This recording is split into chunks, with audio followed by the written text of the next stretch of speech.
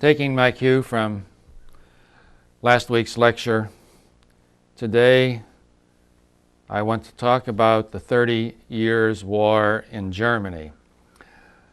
The dates for the war are 1618 to 1648.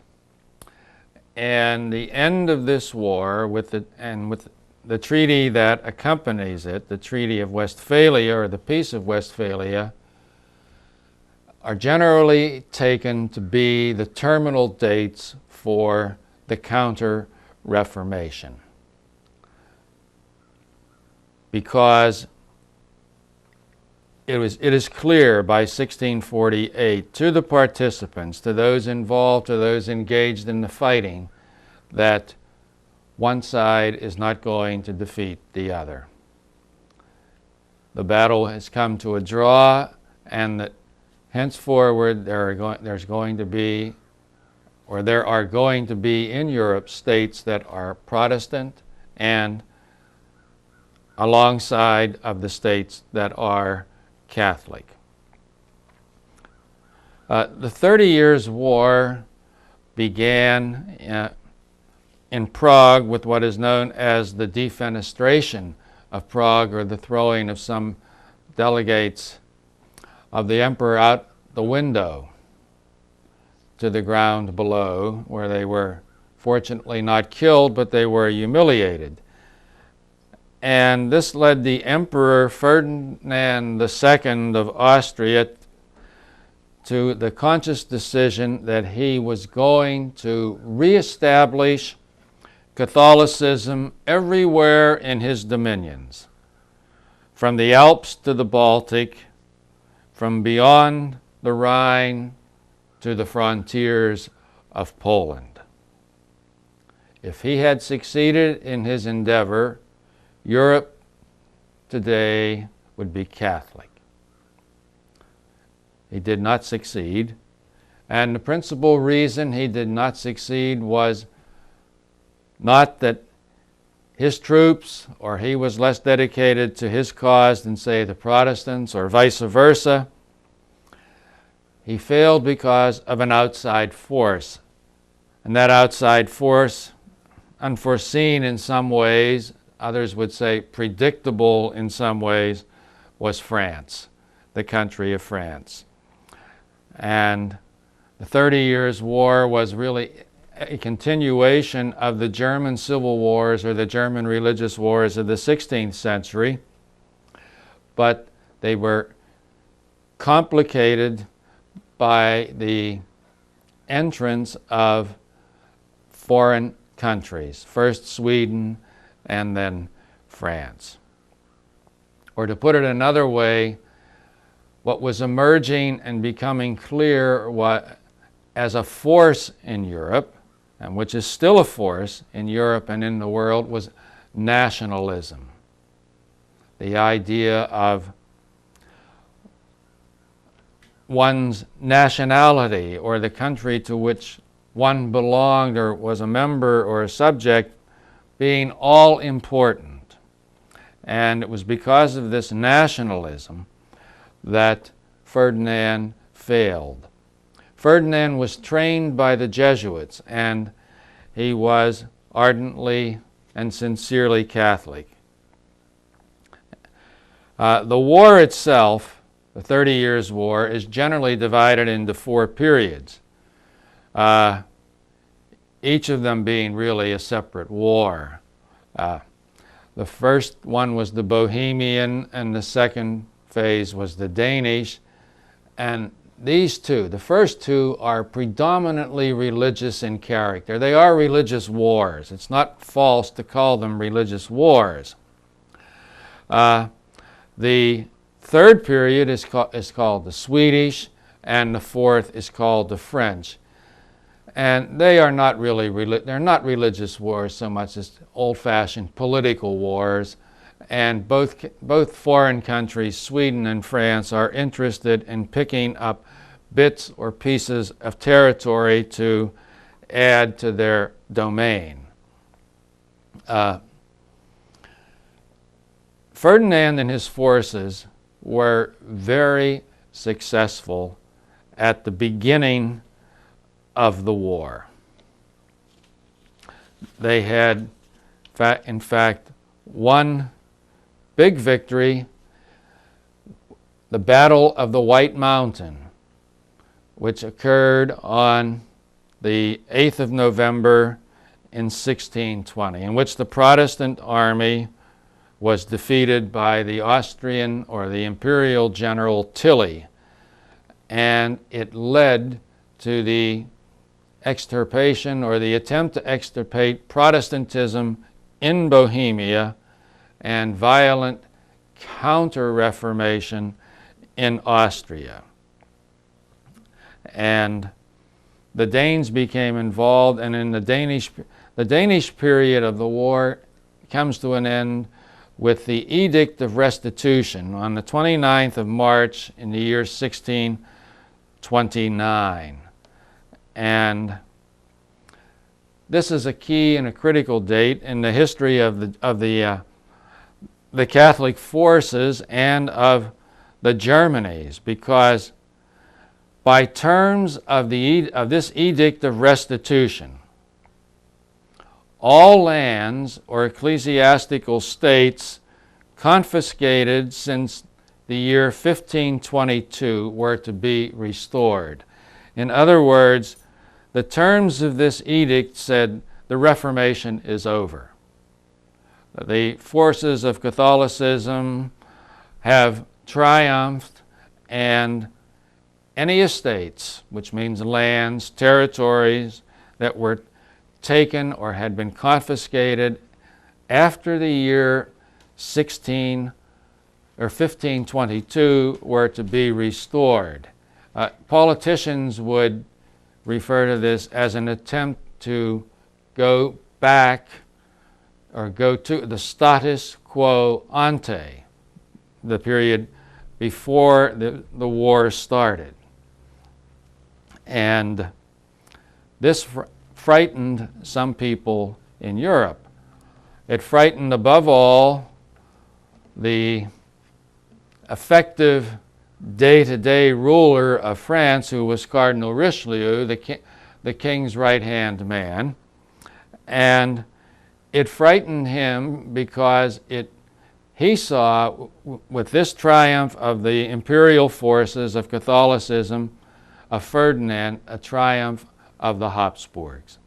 And again, it helps just to look at a map of Europe for this time and to see what lands or what countries are Habsburg. And if you do that, you will see that France was surrounded by Habsburg lands, or lands that had Habsburg rulers. And Cardinal Richelieu decided that it was in the best interests of France to weaken the Habsburg. And so what he did was he made a pact with a foreign ruler, the King of Sweden, one Gustavus Adolphus, and had him come into the war against the imperial forces or against the emperor.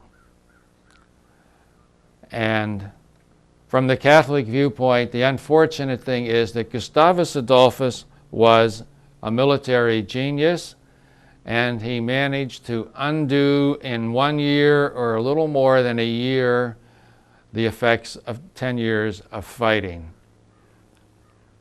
And by 1632, things were again at sixes and sevens, or it was clear that the Edict of Restitution was not going to be enforced or put into effect, and that they would continue fighting. What the outcome would be was, again, doubtful. Gustavus Adolphus was killed in battle, and it looked as if the imperial forces might be able to regain the advantage and to impose their will on the countries that they conquered. again, Richelieu thought that it was in the best interest of France for this not to happen. So French forces came into the war on the side of the Protestants who were fighting the emperor and the imperial forces. And the war dragged on and dragged out, and we can say that it had a number of effects, or there were a number of results that came from it. The first was the physical devastation of many of the German-speaking lands. They were simply ravaged because the Swedish forces and the French forces were marauders in the eyes of the natives. They frequently lived off the land, and they had no interest in not destroying monuments, bridges, what today many would call the infrastructure of the state or of society. And they proceeded to act as conquering armies frequently do, so that Germany was devastated, physically devastated. On top of this, there was exhaustion. They were simply tired of fighting. And the war stopped as much from exhaustion as from a desire for peace, or anyone seeing the value of peace. And it had this momentous effect for secular history, apart from religious history.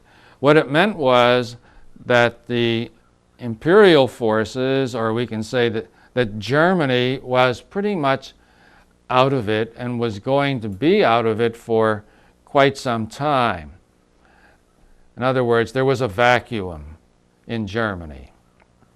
And again, if you look at the map and just see the situation where Germany is located, how critical it is to the continent of Europe.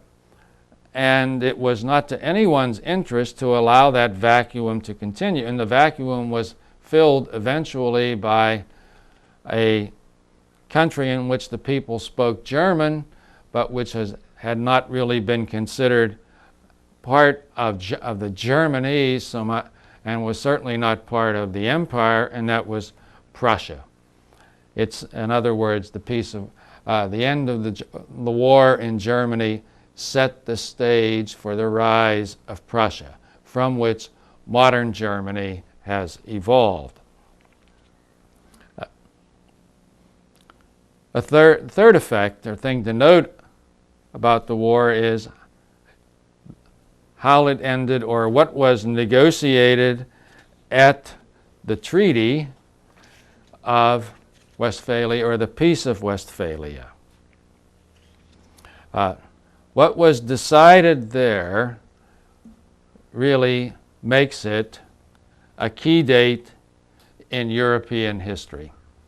And many would say that the history of modern Europe begins in 1648. In many universities, they would start the history of modern Europe at 1517, but it would be either 1517 or 1648. In other words, either with the beginning date for this religious movement, or with what many consider to be the concluding date for this religious movement. In any case, it is a critical and a key date in the history of Europe, and it is really the seal of the Reformation. And it was proof, living proof, that at that time Catholics, or the Catholic forces, had failed to restore religious unity to Europe. The Peace of Westphalia, or we can say the 30 Years' War, is a definite sign that the Catholic Church, through its head, the Pope, would no longer be a recognized force in the public life of Europe. Previous to this time, if wars had been fought, or when wars had been fought and then peace treaties were negotiated, if the Pope had an interest in it, he would be represented at the treaty. He would have a legate attend, and that legate would represent the Pope and present his interest or the interest of the church to the warring parties who were making peace. The Pope was allowed to have no representative at the treaties that led to the Peace of Westphalia. In other words, he was not represented at the treaty conferences. And he would be henceforth excluded, so that to this day the Pope works on the periphery, as it were, on the outside. It's a stage in the development of the secularization of European society. What this means is that in the future, and it had been this way for some time, and the emperor had been trying to undo this, but it means that definitely for the future, the Catholic Church will be a church in Europe, not the church. There are, in other words, many churches henceforward in Europe. And this, of course, has serious and profound effects, not just in Europe, but for any lands to which the Europeans will go overseas. In other words, we can see it right here in our own Western Hemisphere, that south of the Rio Grande, the settlements, the colonization, the settlements, the setting up of empires, and that was mainly by Spain or Portugal, and so there are Catholic countries there. North of us in Canada, the first part of Canada colonized and settled was Quebec, and that was Catholic. In our country, there were early settlements by the Spanish that did not last or endure, and the first permanent settlement here in the 13 original, what we call the 13 original colonies, was in Virginia, and it was by the Protestant English. So that the United States is, in its origins, a Protestant country, whereas to the north of us and to the south of us, we have countries that were in their origins Catholic. And the reason for that is simply that the Reformation, in one way, ended in a draw, and with neither side winning, and in some sense, neither side liking the conclusion, but unable to do anything about it. To look at it in another way, we can say that what the treaty or the Peace of Westphalia does is to give official status to Protestantism. In other words, the emperor has to accept the fact that there are now and there are going to be in the future, in his empire, in his realm, men and women who are not Catholic, who are Protestant. They may be Lutheran, they may be Calvinist, they may belong to another Protestant group, but they will not be Catholic. They will not accept the authority of the Pope. And this means then that in the future there will be two cultures in Europe, a Protestant culture and a Catholic culture. And to simplify and simplification has been done frequently in the past. Again, if you look at the map, which would be colored for Protestantism and for Catholicism, you would see that most of the Protestant countries are in the north of Europe, and the countries that stay Catholic are in the south. And this led to the idea, sometimes written up and put into history books, that Protestantism is a northern thing and that Catholicism is a southern or a Latin thing. But there are always exceptions to prove the rule, as it were, or to show the weakness in the argument. The Protestant strongholds, for instance, in France, have always been in the south. The Catholic strongholds, if we can use that term for Catholic France, were in the north. And it does not mean, really, that there is nothing necessarily Protestant about the north of Europe or anything necessarily Catholic about the south of Europe.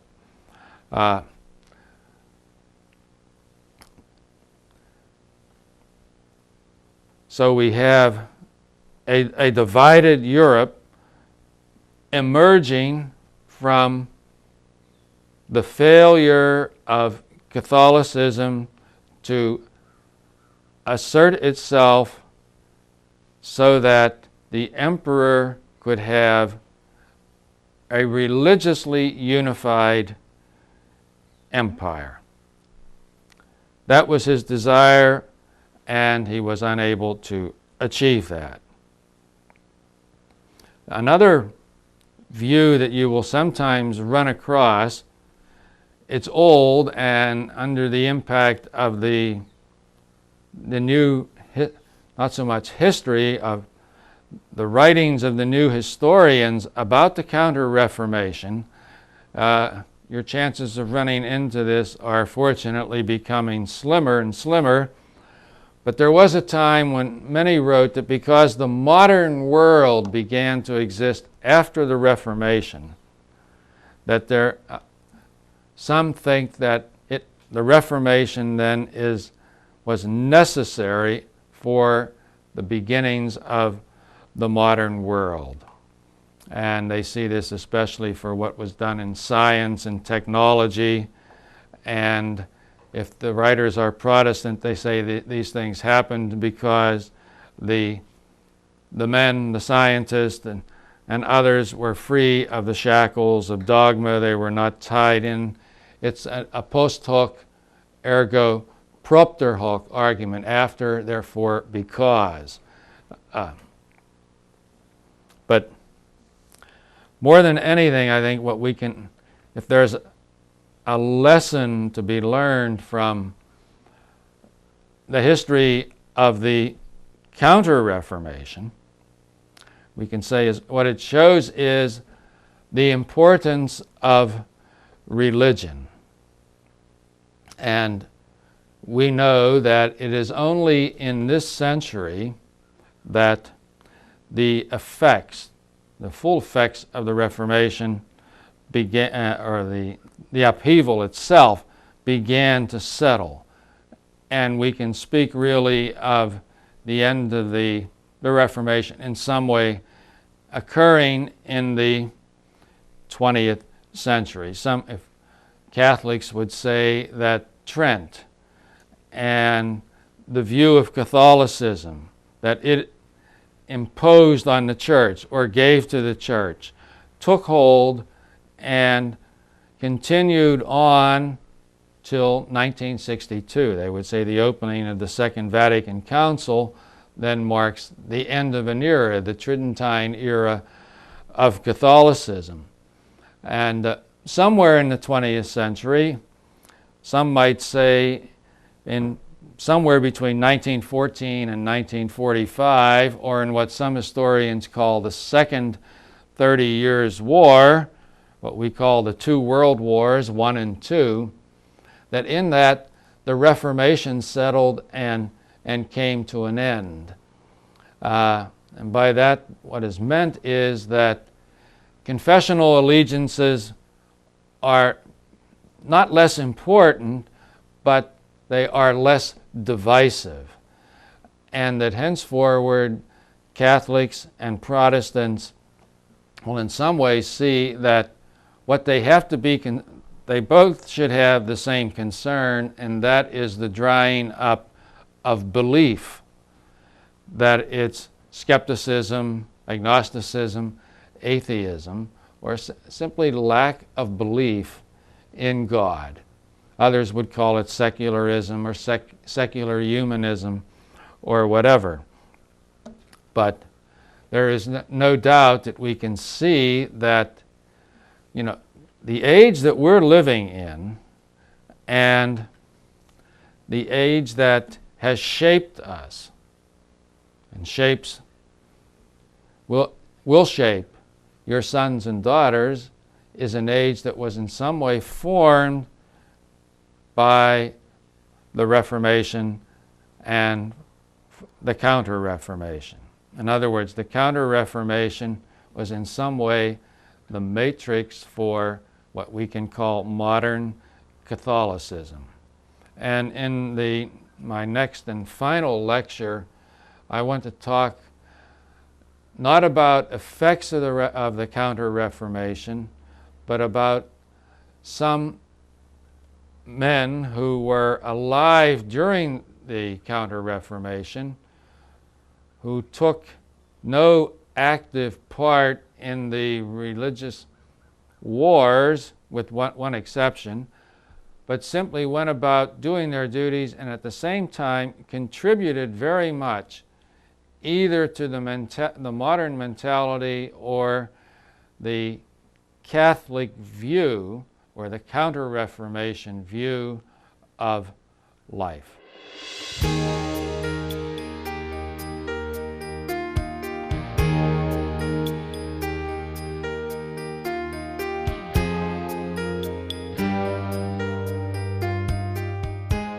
The Counter-Reformation is a European as well as a religious phenomenon.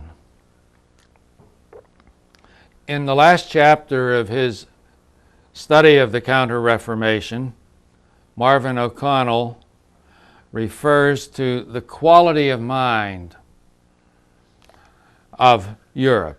In fact, he uses that as the title for the chapter, and he calls the Counter-Reformation the last age of the ancient world, not because of religion or politics, but because, as he says, and this is a direct quotation, it was innocent of that mathematical physics which has created the modern world. And he believed that the Counter-Reformation mind had a double thrust, one below the surface, and the emerging scientific view, and the other what we would call the humanist, or the men who worked with words. And he singles out 5 men for extended treatment, and this is how he ends his history, religious history, or history of this religious phenomenon called the Counter-Reformation. He deals with the Frenchman Montaigne, who was the inventor of the essay. He deals with the politique and legal scholar Jean Bodin, and also deals with the political and polemical writings of the centuriators of Magdeburg. And finally, he gives the last word to 2 literary craftsmen. We might be more inclined to say to geniuses, Miguel de Cervantes and William Shakespeare. Now, O'Connell wrote his history as part of a series, and he had the time frame given to him. He was dealing with the period 1560 to 1610. And he took these 5 men as being representative of the Counter-Reformation because they lived and worked within this period.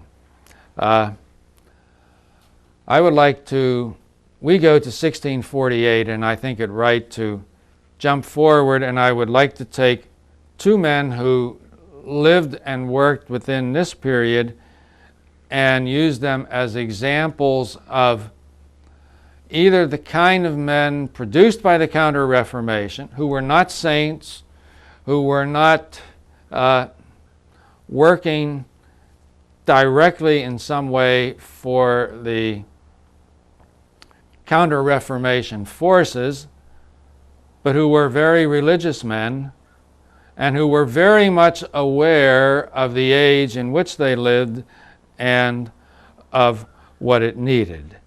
And I should just, by way of preface to the two men that I want to talk about, say that Cervantes and Shakespeare were contemporaries, and each would be admitted, I think, with very few demurring or disagreeing, each would be admitted to be the premier name in his country's literature.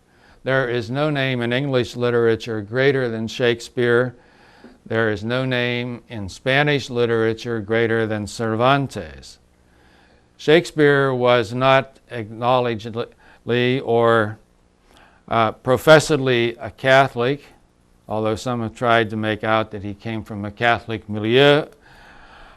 Cervantes was part of Philip II's Spain, and you could not be in Philip II's Spain or 16th century Spain without being aware of your religion, of your faith.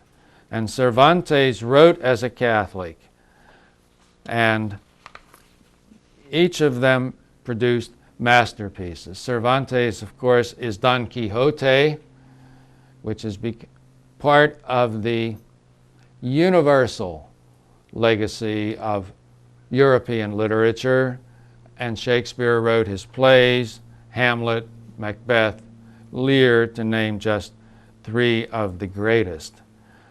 But these works were produced while this movement, the Counter-Reformation, while the Reformation, while the wars were being fought, these men were doing things. And of course, Shakespeare and Cervantes both surmount their age. They stand above and outside their age, or to use the phrase that is something of a cliche, they are men for the ages.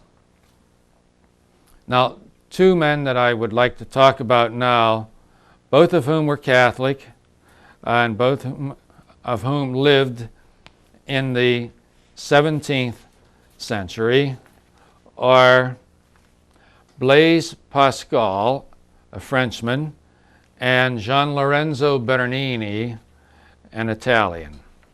Now, Pascal was born in 1623 and died in 1662. So he died quite young. He was well educated. He was educated, though not in school or in the traditional way, but at home. We would say he was homeschooled today, and his father was his educator. And his father was an accomplished mathematician and lawyer. And most of Pascal's life was lived during the 30 Years' War, when the Reformation wasn't, and the Counter-Reformation were being decided on the field of battle. Pascal himself fought in battles, but not military ones. His were theological, but not with Protestants. They were with his co-religionists, and they were fought in the name of a purified form of Catholicism that we call Jansenism, and which we do not have time enough to treat in these lectures. But the Counter-Reformation in France leads logically and ineluctably, unavoidably, into this movement within France that is called Jansenism. But to understand Pascal, we have to remember that he was French, that he was Catholic of a certain kind, a Jansenist, and that he was a mathematical and scientific genius and a master of French prose. And it is this last which gives him claim to influence and makes his name known far beyond the shores of France. Just to, almost in passing, to mention his mathematical and scientific work. He wrote at the age of 16 a path-breaking treatise on conical sections. He invented an arithmetical machine which was the forerunner of the calculator and the computer. He demonstrated the existence of the vacuum, and he established the foundation of calculus and probabilities. And in his day, while he was alive, he was known primarily as a mathematician and a scientist. But of even greater significance than his scientific work were his two religious conversions. Not one, but two. His first, in 1646, was to Jansenism.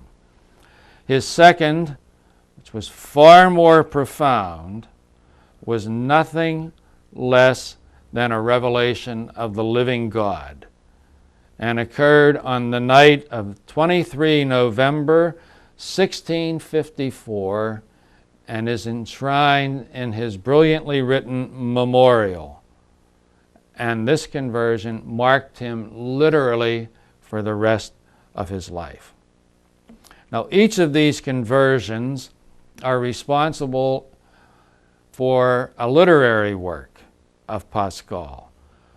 The Jansenist for his work called Les Lettres Provinciales, the Provincial Letters. A work really ephemeral by nature and given life far beyond its importance by its author's enduring fame. The letters were written in defense of the Jansenist theology against the Jesuits. And they make fun of the Jesuits, they poke fun at the Jesuits, and they have been used by enemies of the Jesuits as weapons against the Jesuits. They're really inflated in importance. And Pascal was not honest in his treatment of the Jesuits or in his dealings with them in his letters. But when the letters were published, they were published serially. They were the talk of all Paris. And they are a milestone, though, in the development of French, or the French prose, and were enormously popular, when literally the talk of the town. But if we take those provincial letters and place them beside his other work, the Pensées, thoughts, we can see the provincial letters shrink in importance. Pascal's undoubted masterpiece, and one of the masterpieces of all Christian literature, is the Pensées, the thoughts. The thoughts are also a great work of Christian apologetics. They are Pascal's way of justifying to himself and to others belief in this Christian faith, which is the Catholic religion. There are a number of things that are striking about the Pensées. The first is that it's an unfinished work. When Pascal died, he simply left this book, what we call a book, as a series of notes. It was incomplete, and it was unfinished, and the notes were left in any kind of order, helter-skelter almost, in disorder, really. And it was up to editors, men who came afterwards, to take and to put them into some kind of order. But I think rather than talk about the pensées or the thoughts, the best thing to do is simply to read one or two of them.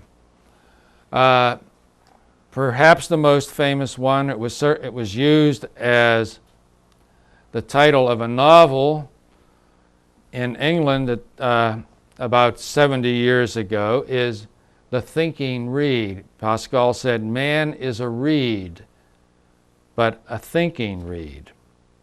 But here are two examples of these thoughts of his. These are very short. Others are longer, a full paragraph, a page, 3 pages.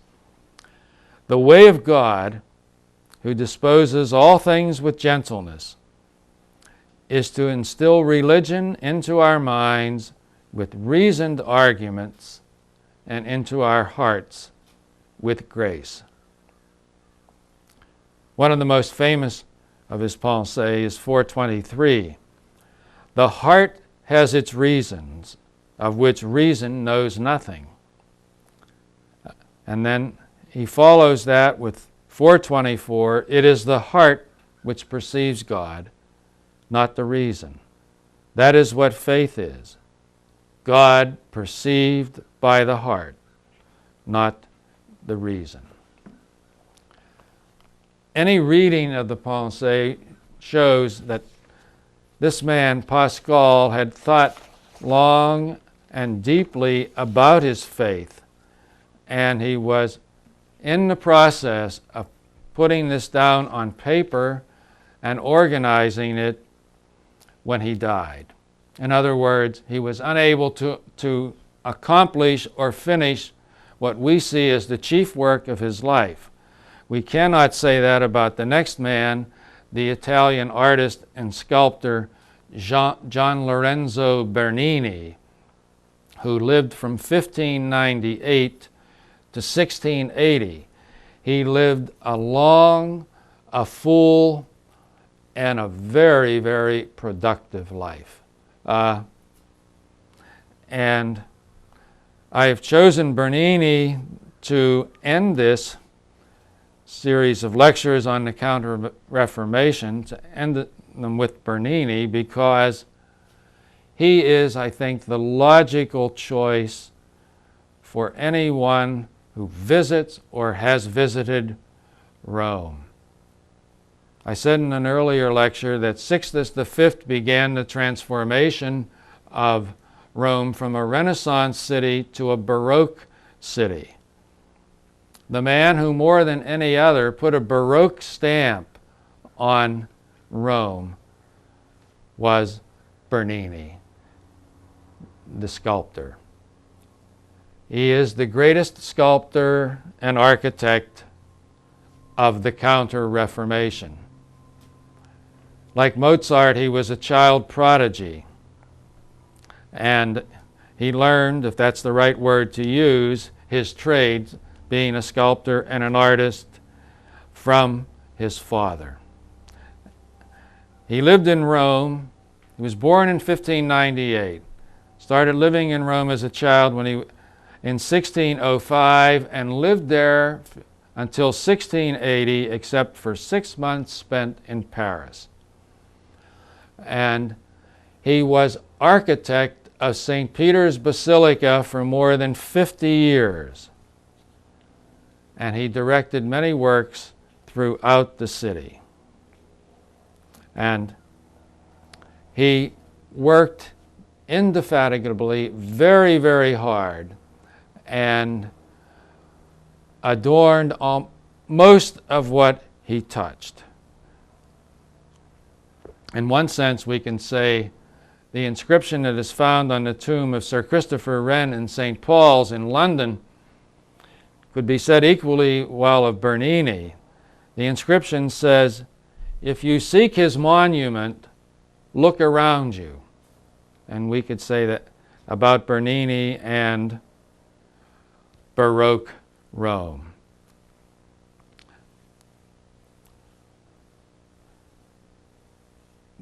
What about the art of Bernini? Or I think it best simply to read a short selection here from Kenneth Clark's book on civilization. He says of Bernini that he was a very great artist, and although his work may seem to lack the awe-inspiring seriousness and concentration of Michelangelo, it was in its century even more pervasive and influential. He not only gave Baroque Rome its character, but he was the chief source of an international style that spread all over Europe, as Gothic had done and as the Renaissance style never did. And then Clark goes on to say that no sculptor ever carved marble more skillfully than Bernini. But I would suggest simply two works for consideration. You can't miss them if you go to Rome and if you go to St. Peter's. The first is the Piazza of St. Peter's itself, with its enormous colonnade, which frames and makes both the facade of the basilica and the piazza a unit. And we should note that the effect on the viewer, that is you or I, if we go to Rome today, is less than what it was 100 years ago. Before the street, the Via della Conciliazione, was cut leading directly into the piazza, so that as you come down that street, we can see the piazza. 100 years ago, it was not there, and you came to the piazza and then entered, and the effect was dramatic, probably almost melodramatic, because it just opened up for you and you could see the piazza and then the basilica itself. If you go through the piazza and enter the basilica, what you see immediately as you come in the door and as you look straight ahead is the baldacchino over the high altar of the basilica itself. And some have said that that baldacchino is the greatest work of the Baroque. It is certainly a masterpiece of the Baroque, and it is as well a masterpiece of engineering. It was enormously expensive, but the Pope, who was the patron of Bernini and promoted him, spared no expense and was probably extravagant in what he did spend on it. But we of a later age then are the lucky ones. We can see that. But I'm ending with Bernini because without intending it, he sums up, not through his person, not through what he wrote, but through his work, through what he produced, the mind of the Counter-Reformation and of Counter-Reformation popes at the end of the Counter-Reformation period. Some find it, as I said, a little extravagant. Some might find it triumphalist. But as we see St. Peter's and see the high altar or the baldacchino over the high altar, we are given some idea of what the men and women of the times, and especially what the popes thought of themselves and what they wanted others to think. We can say, in a sense, with two meanings, that we are back where we began. The Reformation began with the building of St. Peter's. And I am ending these lectures on the Counter-Reformation with the building of St. Peter's.